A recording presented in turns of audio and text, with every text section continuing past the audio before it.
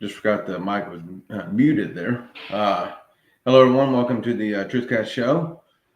I decided to go ahead and change the day again to Mondays. I feel like that's a better time than Sundays for me, and it seems as though for many others out there as well. Today should be a very interesting topic. We're kind of going from last week when we went over the Star of Bethlehem and what the Star of Bethlehem could be, as though it seems like it's some type of advanced technology that's being used rather than a alignment of planets or comet or any of those things. And we went over that stuff last week of how that star guided the wise men and was directly overhead where the Christ child was. Today, we're going to continue on and look at various different things within the Bible, starting from the Old Testament all the way through to the New Testament today. It's going to be a lot of reading that I'm going to have to do. We're going to look at some different various words of the original language, both Hebrew and Greek. We're going to try to pinpoint what is going on here exactly. Thanks, Victoria. I appreciate it. Had a good birthday weekend this past weekend, and it's definitely been a little busy, and thankfully got this put together though, and I decided to go ahead and tune in tonight. And I appreciate this. It is a very interesting topic, that's for sure. And so it should be pretty good. Now, what I'm proposing is not, most people hone in on the idea of advanced technology being within this universe, and that's not what I'm getting at. I do not believe that Christ and the angelic beings are within this universe. They're not aliens that are within this universe by no stretch of the imagination. I believe they reside outside space-time in the higher dimensional realm that acts on our own. And so they're traveling to and fro from those higher dimensional realm into our own. And the Bible says that multiple different times, that things are seen, and things that are seen are made of things that are unseen. And, there's angelic beings everywhere where we can't see. And so they're in the higher dimensional realm. And so it's going to be pretty interesting. And I'm only tapping into a few different verses and passages that really delve into it. There's much more than that we could really go into and make a full-fledged study out of it. But I figured I'd just keep it a little simple here. So also I am having, let me blow this up, Professor Paul Copan coming on actually Wednesday. It's going to be a pre-recorded show. He's coming on. I'm going to interview him and have a discussion about his book, Is God a Moral Monster? Very interesting book. I highly recommend it. I read it twice myself. So this is it right here. You can get it off Amazon. I'm going to also have a link to it next week during the show. I'm going to record it on Wednesday and then actually upload it to both Facebook and YouTube on Monday at 6 p.m.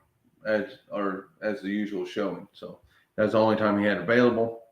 And that should be very interesting. It all goes into the Old Testament text and making sense of the killing of the Canaanites, of the Old Testament law, and all those good things. So it should be a very intriguing conversation with him. I really enjoyed his work, and it was really insightful. Like I said, I read the book twice myself because it was just very interesting. A lot of the Hebrew words and what we don't understand, and whenever words are used like slave and stuff are actually different Hebrew words than what we actually, our current translation has. So that will be on conversation. Like I said, I'm going to pre-record the discussion with Professor Paul Copan on Wednesday, and I'll upload it Monday at 6, next Monday at 6. And then we'll go on and we'll do the death and resurrection of Christ the following week. So we're looking at the advanced technologies of heaven. Okay. And as I said at the beginning of the show, I'm not talking about alien UFO beings within the universe itself. This is the heavenly realm of God, the higher dimensional realm that acts on our own, that helped create the universe that we see. And yeah, that's why even in Revelations that we'll learn later on that both Revelations and Second Peter talk about the destruction of this universe, which actually correlates with one of the three primary theories of the end of the universe, according to physicists, mainstream physicists. So very interesting. So we're going to look at a few things, a couple of paintings here, and then we'll go into study. If you would, please like and share this video. Get it out there. Any kind of small support like that definitely helps. And so let's do a word of prayer, and then we'll go into our study. Dear Lord God, Jesus Christ, thank you for this time together as a community. Continue to bless this show and bless others, help educate and inform others, and help people critically think and to really ponder on your word and ponder on your being and to live and please and glorify in all things, Lord. Fill us, Holy Spirit, this evening. Cleanse us from our sins. In great name, pray, Lord Jesus Christ. Father in heaven. Amen. Okay, so we're going to look at a couple paintings, and we're going to go into some text here. So this is one of the paintings. This painting is actually, let me pull this up. Who's painting? This was a painting done in, give me a second here. I had it. I thought I had it in here. I guess I did not put that one. Famous painting, I believe, from 1700, if I'm not mistaken. And then, well, that's one of them. And it shows a disc with lights coming down. And, you know, these paintings are very old, prior to any of our advanced technology, technological knowledge today. And so I believe there's some insights there. This is another painting from, it looks like these two particular ones I did not actually get the information on, unfortunately. Oh, no, here it is. The Miracle of the Snow. This is 1400, painted by Marcelino de Panacal, I believe is how you say that. The Miracle of the Snow portrays a legend of snowfall that happened on a hot summer day in Rome in the 4th century. Jesus and Mary seem to be overlooking the incident from the top of a cloud, but behind them are a lot of disc-shaped objects. These objects could be thought of as clouds, but for a painter who pays extensive attention to detail, such simplistic depiction of clouds doesn't quite seem right, is what the description has said. So, and we're going to get into the ideas of clouds and why that's so prominent and what does it mean. And I'm not giving answers on here necessarily. We're just looking at the evidence as is, and we're going to go from there and try to make sense of this. Because I always tell people, if we're so technologically advanced within our universe, how much more advanced is the technology within heaven? We have this misconception, I believe, of believing that heaven is just full of little puffy clouds, little angels on them. And the depiction in the Bible, throughout the Bible, both the Old and New Testament, doesn't necessarily depict that. It depicts something much more strange, something unusual going on. And so we just have to pay attention. And I believe this is where we have to kind of get rid of our biases coming in to better understand the text in its entirety, in depth, to really look at it and try to wrap our heads around it. So this is from Exodus chapter 20.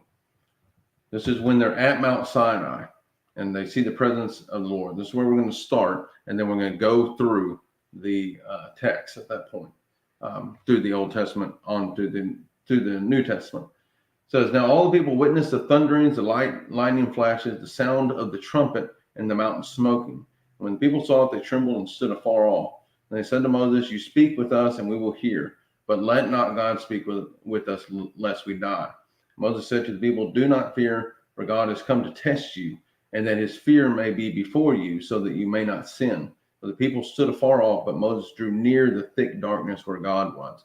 It's very strange. I mean, these people saw something so mysterious and so frightening. And you can only imagine something so technologically advanced like that to an ancient people, seeing this mysterious, cloud pillar is what it says that it is. But, they're trying to describe it the best that they can. A cloud pillar and a pillar of fire at night. I mean, what is that exactly? When you really start to really critically think on these issues, you're like, this doesn't make any sense. This is something different.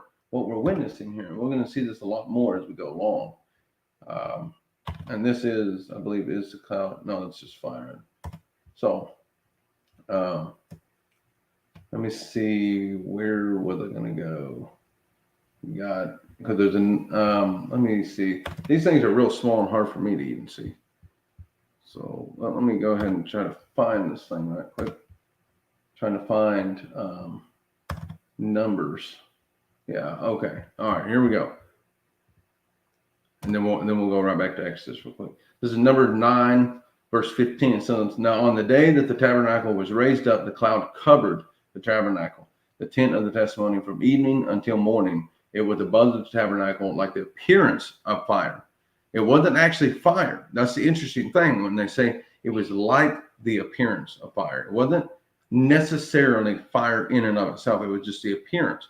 And you could think about multitudes of lights coming down from some type of craft of some sort. And during the day, it doesn't look that way. And so in trying to make sense of it, it's very, very interesting to me. So it says, so it was always the cloud covered it by day and the appearance of fire by night.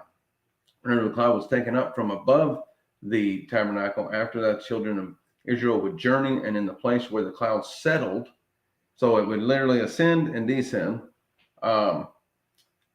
It says, there the children of Israel would pitch their tents. At the command of the Lord, the children of Israel would journey, and at the command of the Lord, they would camp. As long as the cloud stayed above the tabernacle, they remained. So it hovered literally above the tabernacle. And let's see, said even when the cloud continued long, many days above the tabernacle, the children of Israel kept the charge of the Lord and did not journey. So it was when the cloud was above the tabernacle a few days, according to the command of the Lord, they would remain encamped, and according to the command of the Lord, they would journey. So it was when the cloud remained only from evening until morning. When the cloud was taken up in the morning, then they would journey, whether by day or by night. When the cloud was taken up, they would journey, whether it was 2 days, a month, or a year that the cloud remained above the tabernacle. The children of Israel would remain encamped and not journey, but when it was taken up, they would journey. So this is an ascent and descent and guiding the children of Israel. So it's just, to me, it's just so fascinating. And so now let's look at, like I said, I got to find this stuff. It's really hard to see. Okay. Okay. Now this is very interesting here with Exodus 33. It says, Moses took his tent and pitched it outside the camp, far from the camp, and called it the tabernacle of meeting. And it came to pass that everyone who sought the Lord went out to the tabernacle meeting, which was outside the camp. So it was whenever Moses went out to the tabernacle that all the people rose. Each man stood at his tent door and watched Moses until he had gone into the tabernacle. And it came to pass when Moses entered the tabernacle that the pillar of cloud descended and stood at the door of the tabernacle. And the Lord talked with Moses. All the people saw the pillar of cloud standing at the tabernacle door, and all the people rose and worshiped, each man in his tent door. So the Lord spoke to Moses face to face, as a man speaks to his friend. So this means that the pillar of cloud descended in front, hovered there. The Lord came out of, which I believe is Christ, came out of this cloud, this pillar, and spoke with Moses face to face. So whenever you think about that, it's like, what are we talking about here? This is advanced. This is not what we normally think of, but when you really read the text and kind of look at it from our advanced society and how much more advanced the realm of God would be, it's like it makes sense logically speaking.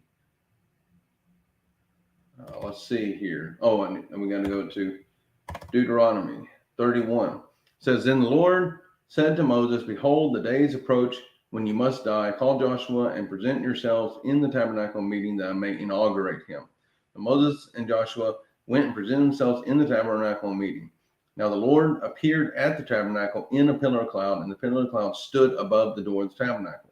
And the Lord said to Moses, Behold, you will rest with your fathers, and this people will rise and play the harlot and the gods of the foreigners of the land where they are, and they'll forsake me. So again, we see the descent of this pillar and the coming out of the Lord to speak with Moses. And here's the actual Hebrew words for this is pillar, amud, amud, which is a column, a platform, a piece, a pillar. But it's almost describing something solid. But then you have the cloud part, which you think, if you really think extremely advanced technology of a higher dimensional realm, what would that exactly look like? And I'm actually going to show some pictures of what people claim are UFOs that look like clouds. So we'll go into that. So this is Ana, and it's a cloudy mass, thundercloud, nimbus, things of that sort. So a couple of little Hebrew words to learn there. Let me go ahead and go up here so we can see what some of the cloud UFO things people have seen. These are some that I got from the internet. This one's very interesting. Yeah, this one. So, I mean, this could be more or less a similar representation of what that is, if this is in fact a craft of some sort or just a cloud mass. I don't know on that. A lot of skepticism kind of stuff. There's another strange looking one going on here. And then here's one as well. And I believe that was the last one. Yeah. So, yeah, it's very, very fascinating. Let's see here. Then we got, kind of have these mixed up. Here's Psalm 99. It says, he spoke to them in the cloudy pillar. They kept his testimony and the ordinance he gave them. Let me see. And we're going to go into Ezekiel as well here soon. Yeah, and so here's another one from Numbers 12. Then the Lord came down in the pillar of cloud and stood in the door of the tabernacle and called Aaron and Miriam, and they both went forward. Again, hinting the idea that the pillar of cloud descended, the Lord came out and spoke with them. And a lot of the fire and smoke, I mean, it sounds like some type of spacecraft whenever you think about it. Trying to think, I know there's some more Old Testaments. I got to look around here. What's this one? Okay, that was the one we just looked at. Here's Job. So the book of Job, at the end of the book of Job, you have the Lord answered Job out of the whirlwind. So another reference, it's cloud to whirlwinds, or so the word here is zar in Hebrew, which is whirlwind, storm, tempest, hurricane. So it's just fascinating stuff. And you think of whirlwind, and you think of a craft descending and hovering above, what kind of noise that may make. And we see the same thing in Ezekiel as well. Let's see here. That's Revelations. I have another one from Psalms I'm trying to find right quick. That's pretty interesting as well. Kind of flipping around. Well, here's Daniel. Daniel chapter 7 says, I was watching in the night visions, and behold, one like the Son of Man, coming with the clouds of heaven. He came to the ancients of days, and they brought him near before him. They're talking about Christ coming with the clouds of heaven. And Christ references this same thing many times when during his second coming. He's on a cloud, and he's coming with the clouds of heaven. What does that mean? I mean, that sounds like crafts coming. So it's fascinating. And as I said, I mean, the logic follows. Why wouldn't the heavenly realm have higher technology than we do? It only makes sense. I was trying to find this one psalm. It's very interesting. It talks about how he flies on the wings of cherubim. I don't think I got that. I thought I got that one, but I guess I didn't, because I don't see it anywhere. But it talks about how he flies in the book of Psalms, how the Lord flies on the wings of the cherubim, and you're talking like a craft. So this is fascinating stuff. And then we'll look at Ezekiel, and then we'll actually look at an artistic depiction, a couple of different artistic depictions of what this craft that Ezekiel saw. Let's see. So this is Ezekiel Chapter 1. I mean, it starts right off the bat with something so radicalized.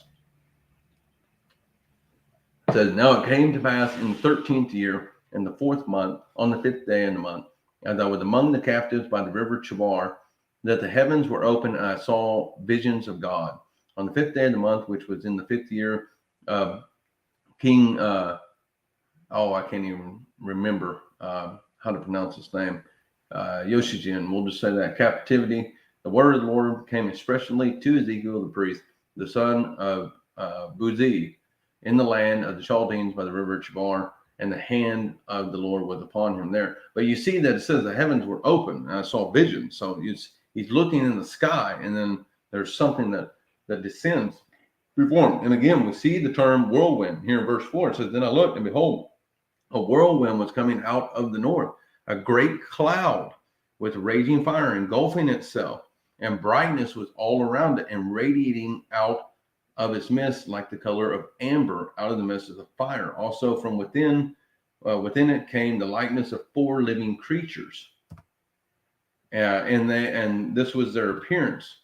They had, let me get over here right quick. They had the likeness of a man. Each one had 4 faces, and each one had 4 wings. Their legs were straight, and the soles of their feet were like the soles of calves' feet. So we already see the fire, we see the whirlwind, and we see the clouds. We see all these things being expressed throughout both the Old and New Testament. It all correlates together. The cloud part is very interesting to me, though, because it's referenced so many times, and we'll get into that, especially into the New Testament.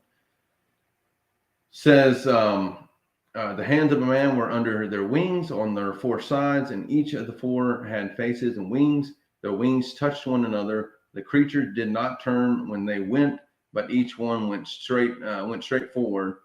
As for the likeness of their faces, each had the face of a man. Each of the 4 had the face of a lion on the right side. Each of the 4 had the face of an ox on the left side. Each of the 4 had the face of an eagle. Thus were their faces. Their wings stretched upward, 2 wings of each. One touched one another, and 2 covered the bodies, and each one went straight forward. They went wherever the Spirit wanted to go, and they did not turn when they went. So it's strange creatures, or perhaps some technological device that has been released. And so as for the likeness of living creatures, their appearance was like burning coal of fire, like the appearance of torches going back and forth among the living creatures. The fire was bright, and out of the fire went lightning, and the living creatures ran back and forth in appearance like a flash of lightning.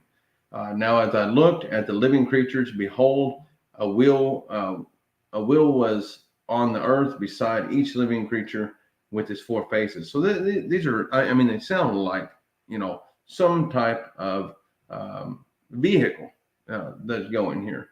The appearance of the wheels and the workings was like the color of beryl, and all 4 had the same likeness. The appearance of their workings was as it were a wheel in the middle of a wheel. When they moved, they went toward any one of 4 directions. They did not turn aside when they went. As for their rims, they were so high, they were awesome, and their rims were full of eyes. And so, I mean, these are vehicles of what they're talking about, and I'll show some of the artistic depictions of this. When the living creatures went, the wheels went beside them, and when the living creatures were lifted up from the earth, the wheels were lifted up. So it's almost as though when they went up, the wheels folded upward. So, I mean, you think of technology today. It says, whenever the Spirit wanted to go, they went, because the Spirit went.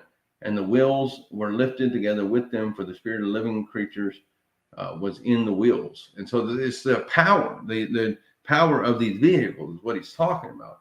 When those went, these went. When those stood, these stood. And when those were lifted up from the earth, the wheels were lifted up together with them, for the Spirit of the living creatures was in the wheels. The likeness of the firmament the likeness of the firmament above the heads of the living creatures was like the color of an awesome crystal, stretched out over their heads. And under the firmament, their wings spread out straight, one toward another. Each one had two, which covered one side, and each one had two, which covered the other side of the body. When they went, I heard the noise of their wings, like the noise of many waters, like the voice of the Almighty, a turmoil like the noise of an army. And when they stood still, they let down their wings. I mean, these are vehicles, these are crafts, of what he's talking about. And the noise of the wings, I mean, that sounds like a type of craft. And so you got to really look at for what it is. It's very fascinating. So the voice came from above the firmament that was over their head. So there's this thing, cloud, that is above them. That's the main craft. So these things descended out of the craft, standing there. So the voice came from above the firmament that was above their heads whenever they stood, and they let down the wings. And above the firmament over their heads was like the likeness of a throne.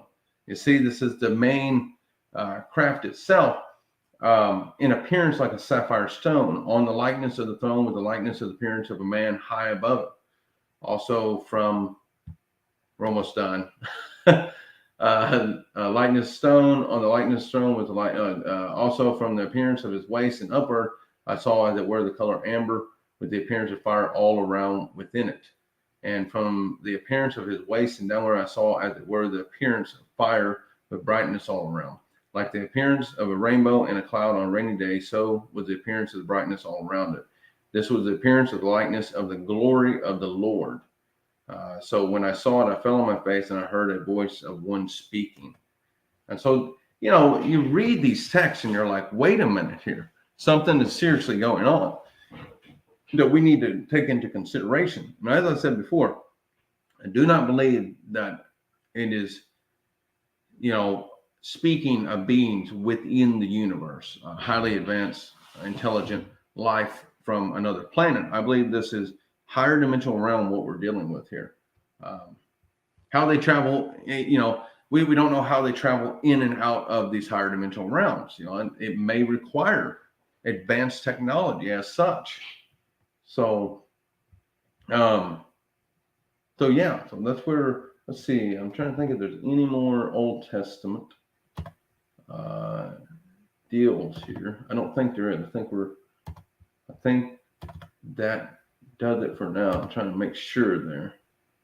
That was, like I said, it's hard for me to actually see these little things. I think we're done on the Old Testament review here.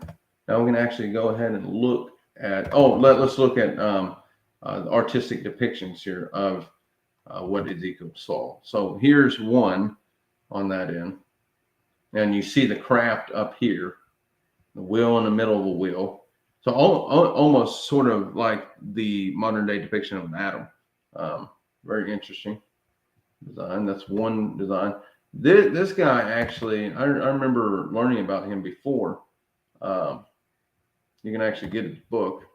He went through the text and extracted out and put it into a modern day depiction of what this is what I was talking about with the creatures that came out, the smaller vehicles. This is what he thought it was with the wings. And that was his. Very interesting. So now we'll look at the New Testament. We'll go ahead and start with Luke here. And there's another verse that says the same thing. This is when Transfiguration of Christ. It says, we'll start in verse 34 here. It says, while he was saying this, a cloud came and overshadowed them, and they were fearful as they entered the cloud. And a voice came out of the cloud saying, "This is my beloved son, hear him." When the voice had ceased, Jesus was found alone, but they kept quiet and told no one in those days any of the things they had seen. We see the same depiction of the Transfiguration, but just slightly different in Matthew 17. While he was still speaking, behold, a bright cloud overshadowed. So it's not just a cloud. It's a bright cloud, kind of like the photos I showed a while ago. And you're thinking a bright cloud overshadowed them. And suddenly a voice came out of the cloud, like a loudspeaker. saying, "This is my beloved Son, in whom I am well pleased. Hear him." So it's fascinating stuff.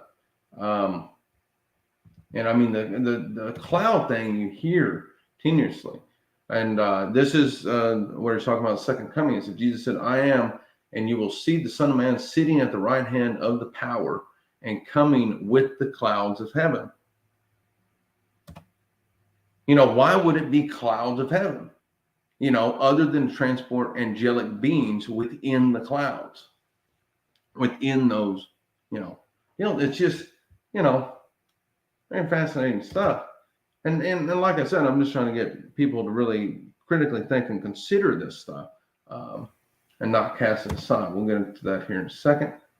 Like I said, I'm trying to see this stuff. I wonder if I can blow this up. No, that didn't help. Probably need to do a little better job at like putting it in order, perhaps. Let's see here. Yeah, Revelations, but I really want to focus on.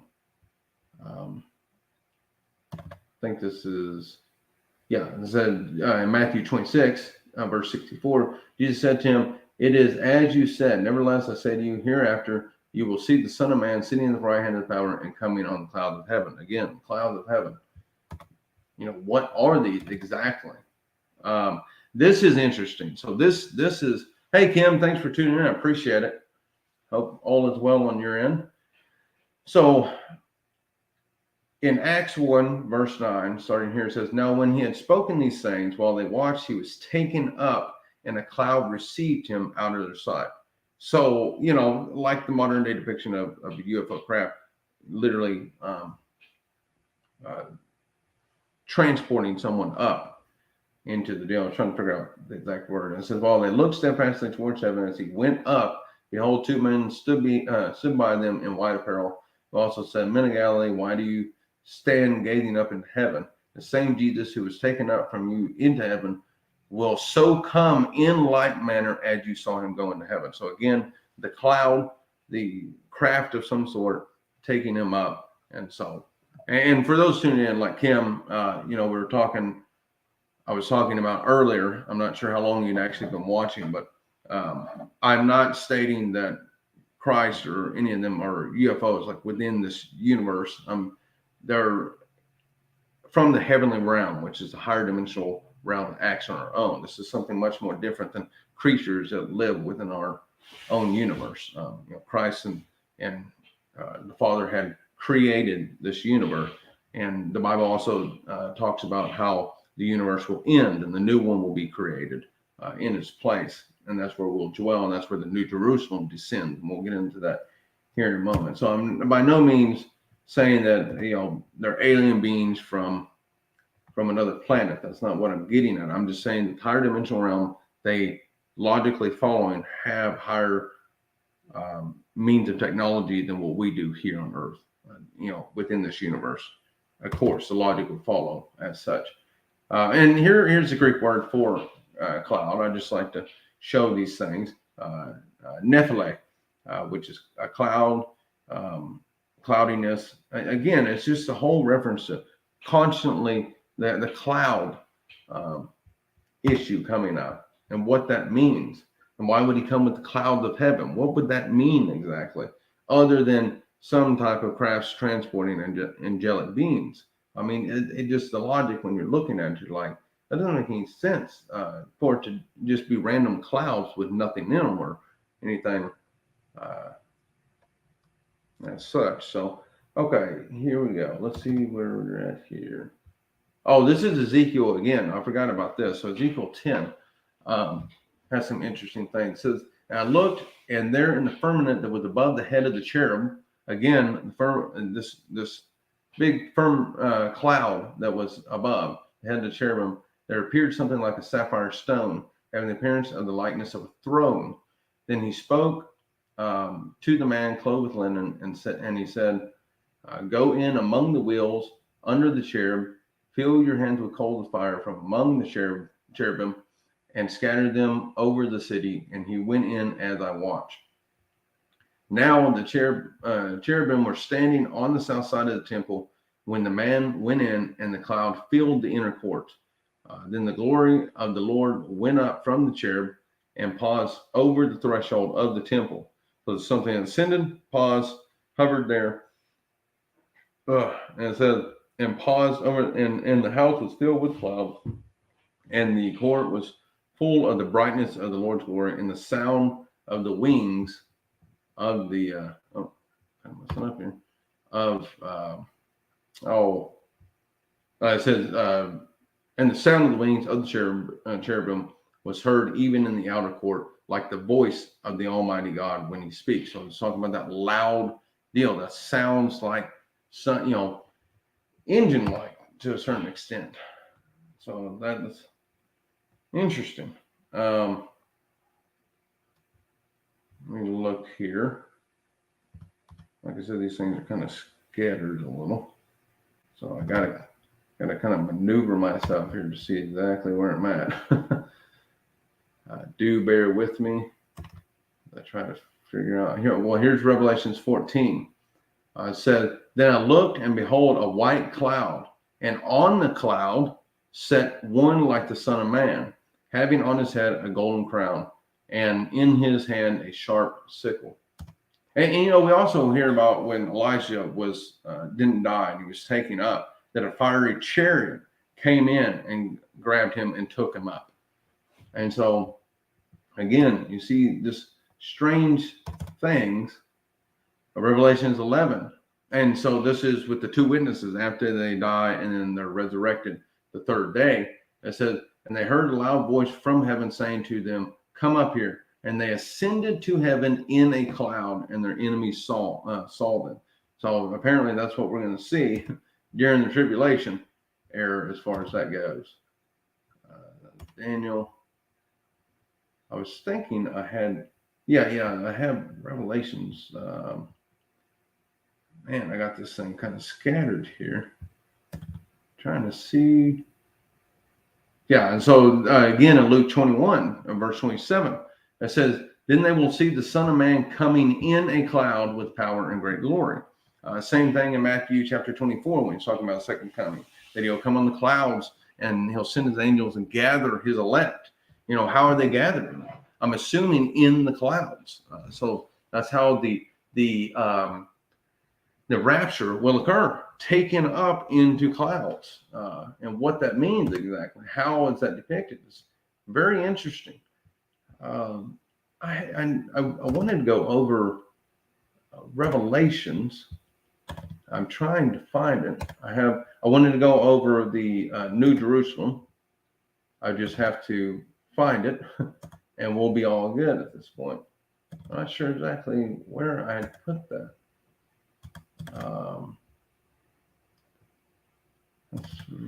Okay. No, here we go. That's right. I'd done it a little later. So let's see. Let me make sure. Yeah. Okay. So this is the New Jerusalem, and I'm going to show a artistic depiction of it as well as its dimensions, and you can kind of get a feel for what this thing really is. It says, "Then one of the seven angels who had the seven bowls filled with the seven last plagues came to me and talked with me, saying, 'Come, I will show you the bride, the Lamb's wife.'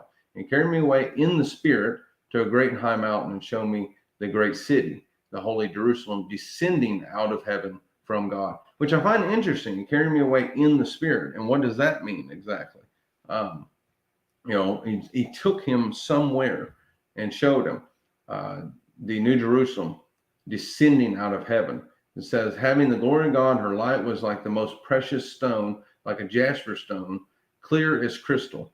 Also, she had a great and high wall with 12 gates and 12 angels at the gate, and names written on them, which are the names of the 12 tribes of the children of Israel. 3 gates on the east, 3 gates on the north, 3 gates on the south, 3 gates on the west." Now, the wall of the city had 12 foundations on them, and on them, that was an artistic depiction as well. We'll get to him. The foundation, and on them were the names of the 12 apostles of the Lamb. And he who talked with me had a gold reed to measure the city, its gates, and its wall. The city is laid out as a square. Its length is as great as its breadth. And he measured the city with the reed, 12,000 furlongs. Its length, breadth, and height are equal. So it's a cube on that end. Then he measured its wall 144 cubits, according to the measure of a man, that is, of an angel. The construction of its wall was of jasper, and the city was pure gold, like clear glass. I mean, you hear these depictions, and you're like, what is it talking about? I mean, this sounds so advanced and so mythical. You're like, wow, this is crazy. I mean, it seriously sounds like some UFO encounter to a certain extent. The foundations of the wall and the city were adorned with all kinds of precious stones. The first foundation was jasper, the second sapphire, the third, and so on and so on. So that's what I want to look at. We can look at what the New Jerusalem, artistic depiction of the New Jerusalem. So this is one depiction on this end. And this thing descends out of the sky. And you got to understand how large this is, okay? And we're going to get a better view of this right here. 1,500 miles tall, 1,500 miles wide, so on and so on. Complete, I mean, huge is how that would stand on our current Earth. So what the new Earth and new universe is going to be like is an interesting question. Here's another artistic deal, descending, and another one as well right here. So very strange description. So, you know, they took him, I believe, physically. Whenever he says even carried away in the spirit, it's different. I believe they physically took him into the future time to witness these events, and he wrote down the best that he could. So let's see here. Well, this is kind of like what we were talking about last week with the Star of Bethlehem. And then again, here's Christ. Well, that's at the Transfiguration. So the bright cloud comes overhead. And here's, we'll look at some more artistic depiction. This one right here has a craft, as you can see right here, lit up. This is at the birth of Christ. And then there's even a guy down here that's looking at this thing. And well, let's see. See exactly who painted it. Hopefully I have the information. Yeah, here we go. The Madonna was Saint Giovanni. The late 1400s is when this was painted. So you can just think. I mean, what did they know? What did some of these famous painters know that they would paint something like that? Especially with limited technology back in those times. The Madonna was Saint whatever is a fascinating painting as it shows an airborne craft on its top right-hand corner behind Madonna's. So, okay, this is not Mary. I thought this was Mary for whatever reason. So this is one of the saints in that time. So, sorry, that was my bad on that one. Some have speculated that her position is such that it seems like she's trying to protect her children from the alien object. Also, a man is seen looking at that UFO and his dog barking at it. So, very fascinating stuff. That these painters, they would depict these things. Let's see. Let's try to find another one. Here, I got these, but they're not going to be. Oh, okay. That's the one that we looked at. We'll go to the Baptism of Christ, painted in 1710 of that craft with light shining downward. This is the actual image right here. Yeah, you know, and they're painting this back in the 1700s. You know, I'm sitting there like, how would they even know that without seeing something like that or being told about it? So it's very fascinating on that end. And so this is another one, Triumph of Summer Tapestry in 1538. Trying to remember, is in Belgium. Here, many saucer-shaped flying objects are seen in the top section. No strong theory has been formulated till date to prove any other connection with those objects than of them possibly being UFOs. So you can't really see them, unfortunately, but they're back. There's several of them back here. And let's see. Yeah, this one has a painting in the 1600s, a bunch of different clouds, one single cloud that looks very UFO-like over the top of what appears to be a burning church. So very interesting. stuff. Trying to see if there's any other pictures or anything here. I think that is about it on that. So some interesting information we have scoured over, and you can, as I always say, you can take it as you will and do what you like with it. I'm not necessarily saying this is the way it is, and as I said, we're not talking about UFO aliens within this universe itself, but rather higher dimensional realm. What the realm of God, the higher dimensional realm is acting on our own, as I specified at the beginning of the video, because it even says that things that are seen are made of things that are not seen. You see Elijah opening up the boy, he's praying for the boy to have his eyes open. He sees angelic beings that he could not see that were actually there. I believe that there's a higher dimensional realm. This is, as I said, not UFO aliens from within the universe. It's outside in the higher dimensional realm. And perhaps this is how they travel back and forth. I don't know.